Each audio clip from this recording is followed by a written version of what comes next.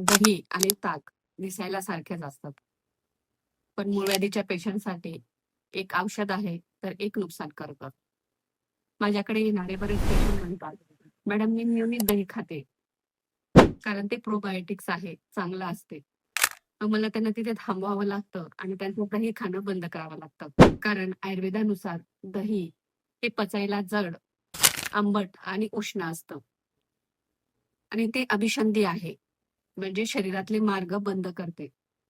जर तुम्हाला रक्त पडत असेल, सूज जास्त असेल आणि तुम्ही दही खात असाल, तर तुमचा त्रास वाढू शकतो.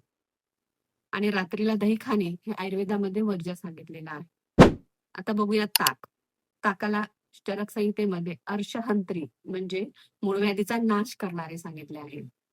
ताक हे पचायला हलके, थंड आणि कफ आणि वात संतुलित करते. त्यामुळं तुम्हाला जर मूळव्याधीचा त्रास असेल आणि तुम्ही दही आणि ताक घेत असाल, तर दोन्ही एकसारखेच काम करतात असं समजू नका. एक तुमच्यासाठी फायदेशीर आहे, तर एक तुम्हाला नुकसान करू शकते.